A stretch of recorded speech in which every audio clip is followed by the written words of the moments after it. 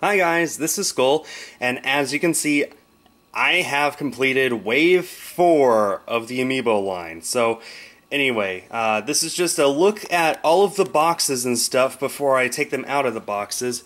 You can see they're all still nicely in there. But yeah, that's what it looks like when you have every single Amiibo from Wave 4 in their box before you open it up. And now I'm going to open every single one up and show them off to you one at a time as a showcase. So yeah, be right back. And I have all of the Amiibo out of their boxes and displayed in front of you. You can barely see all of them in the frame. This is a really, really large wave. There's 12 altogether, and notably this is the first time that we have a mixture of series within the same wave.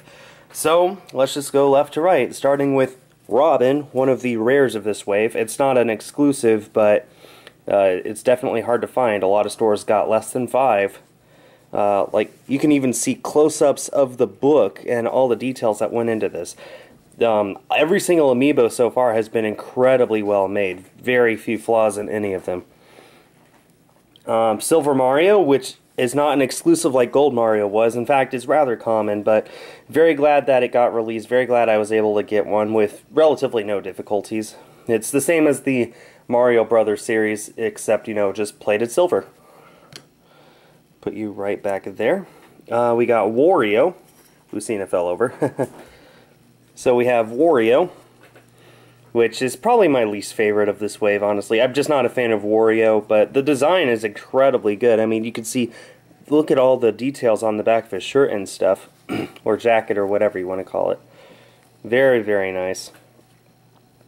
Looks like Lucina's next, tied with Robin for one of the rarest. This one might actually be a tiny bit rarer because it's basically identical to Marth, and Marth was extremely, extremely popular. I think it's the absolute rarest Amiibo ever, outside of, you know, individual ones. Next up is Greninja, which was, of course, a Toys R Us exclusive. I managed to pre-order this the night that pre-orders went up. I stayed up all night to make sure I could get one. Man, I just love the Pokemon Amiibo so much. It's so nice to be able to see these in 3D. Look at the size of his tongue, too. They really got this down. It's very, very nice. Then we have Charizard, which is probably one of my favorite Amiibo from this wave. Once again, it's great seeing these Pokemon in 3D. Mine has a tiny bit of painting errors here and there, but I'm okay with it. And they made his flame transparent too, so glad to see that, at least with this one, not all of it is the same hard plastic. Like, they actually did go out of their way to make it a tiny bit more awesome. A little smaller than I imagined, but that's perfectly fine. I'm just, this is just so awesome. And let's see, over here we have Ness, which was a GameStop exclusive. I, of course, managed to pre-order this the day that the GameStop pre-orders went up. I was first in line, and I'm very glad, because the guy who was second in line missed out on this and Robin and Lucina, because most of you might know that the GameStop server crashed, and it took 45 minutes to check each person out. Very, very happy to snag that. Put you right back there. There you go. And let's go over here now. We got Jigglypuff, the Target exclusive. The eyes are like little stickers or something, but they're very, very well done. And otherwise, Jigglypuff is just an incredibly simple Pokemon Amiibo, and, well, not much else to say about it. It's cute. It's awesome. Very glad to have it.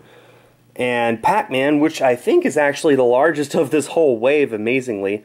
Like, compare Pac-Man with Charizard, and Pac-Man is actually as tall, if not a tiny bit taller. It's really hilarious, actually. But the eyes are like 3D too. Like, there's detail and etching on them. It's not just stickers, which is really, really cool. Pac-Man, of course, is the most common of this wave. So, yeah. And now we got the Splatoon Amiibos. Excuse me. So we have the Inkling Girl, which might be my favorite Amiibo from this wave outside of Charizard. Once again, I have some like painting errors and stuff, but I'm okay with it. Man, I just really love the Inkling designs. They did a really, really good job designing them, so I'm very glad that they made Amiibos for them as well. And no, the ink in the back doesn't move or anything. It's just in there permanently in that position. And we got the dryer going in the background. So that's the Inkling girl. Where can you see her? I guess that'll work. You move, yeah, you move Wario. Now we've got the Inkling Squid, which is exclusive to the 3-pack in the United States. I know in Europe you can get it on its own, but in the United States you had to buy the 3-pack, which is fine. Most people who got the Inkling Amiibos decided to get the 3-pack anyway, so they made plenty of this. Really, really nice. I love the squid design too. And finally, last Amiibo of this wave, Inkling Boy. Just like the girl, except, you know, the boy. So, you cannot play with these in Super Smash Bros. Obviously, but you can use them in Splatoon to unlock new challenges and stuff, and after you've completed the challenges to get new gear and stuff, which is really, really cool. So that does it for Wave 4 of Amiibo. Wave 5 so far will have 11 Amiibo. The 7 Smash characters, which are Dark Pit, Palutena, Bowser Jr., Ganondorf, Olimar, Dr. Mario, and one more I can't remember. Zero Suit Samus. And then it'll have the 3 Yarn Yoshi Amiibo in green, light blue, and light pink colors, and the Chibi Robo Amiibo. So that's 11 so far. There might be more that they announce between now and when Wave 5 is released. And I will be hunting for them, just like I hunted for this wave. And as you can see, I completed this wave basically immediately, so I'm very happy. Anyway, that does it for this video. I hope you all enjoyed this showcase. Let's just take a look at these from above, shall we? That looks awesome. Thanks everyone for watching, and stay tuned for more.